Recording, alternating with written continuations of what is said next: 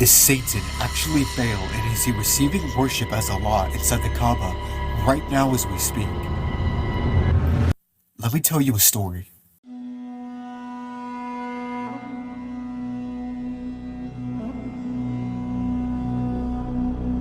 It's the 5th century AD, and the lonely sand-swept deserts of Arabia have not yet been introduced to the religion of Islam. That would come 100 years later. No, the Arab world was much different before the Prophet Muhammad was ever even first mentioned. Jews, Christians, polytheists, Zoroasters, multiple different religious groups existed at the same time as these polytheists. This is really important to understand. I want you guys to try and think deeply about this. Arabian polytheism, which was the dominant practice amidst all the others, had a history locked deep with an ancient city in the region we know today as Mecca.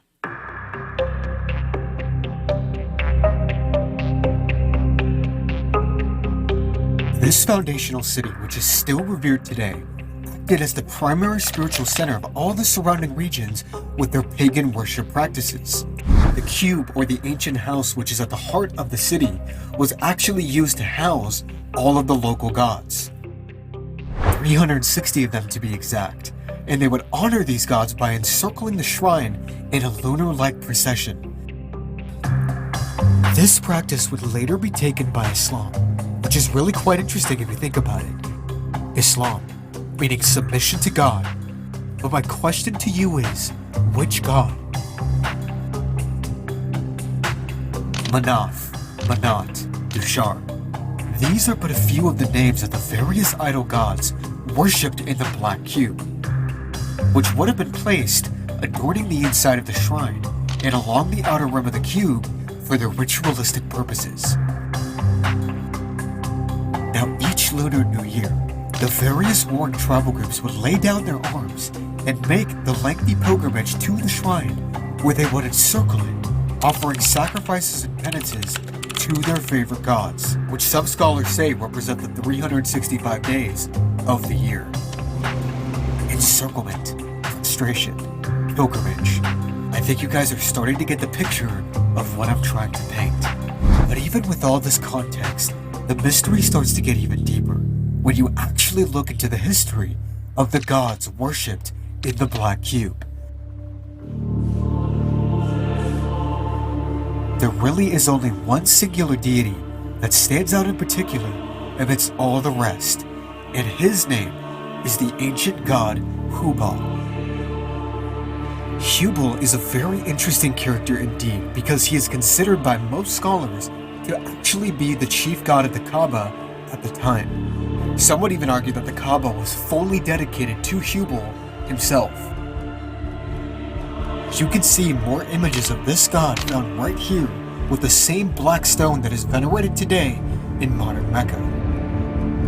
But here is where it really starts to take a dark turn for the worst.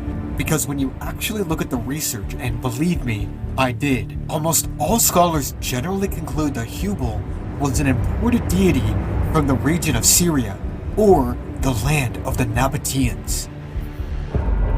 Hubal was at once the presiding god in the temple, and the principal deity of the Koreshites, who were its guardian. The preeminence of this idol was evinced by the fact that before it, the casting of lots with arrows took place.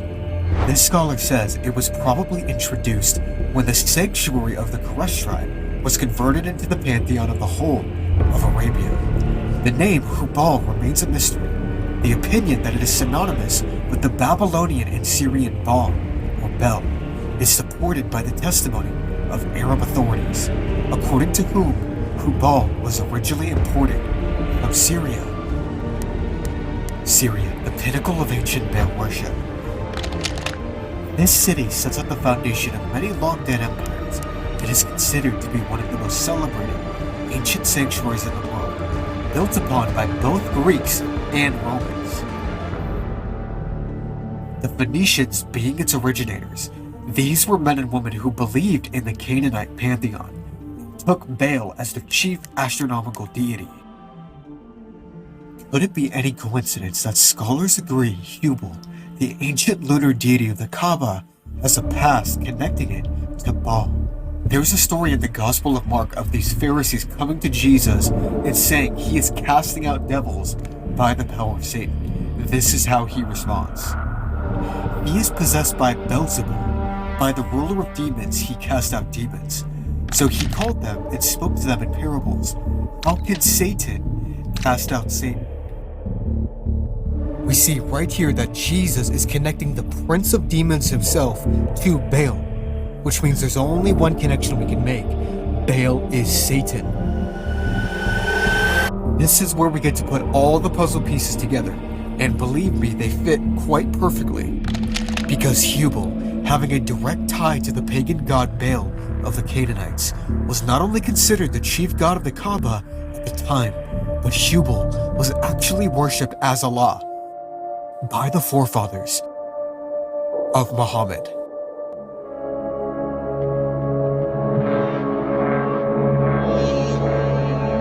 Ibn Kathir, one of Islam's most renowned historians, speaks of a certain forefather of Muhammad digging a well in a region called Zamzam. This was probably just a neighboring region outside the province of Mecca itself. According to the story, this sparked outrage among the neighboring Qurayshi tribe, which remember were the protectors of Hubal and the Black Cube, who ultimately viewed this act as a total provocation of their land and demanded retribution. Hearing all of this, understandably, Muhammad's tribal ancestor becomes totally stressed out by the situation, and he vows to sacrifice his 10 sons to God or Allah at the Kaaba in order to pay the blood price. It is claimed that when Ibn al-Muttalib received such opposition from Quraysh over the digging of Zamzam, he vowed that if 10 sons were born to him, who grew up and protected him, he would sacrifice one of them for Allah at the Kaaba. Allah at the Kaaba can only have meant one thing to the forefather of Muhammad at this time, who sought to abate this god's anger through the death of one of his sons. And we know that he could only be speaking of one specific deity himself. Baal.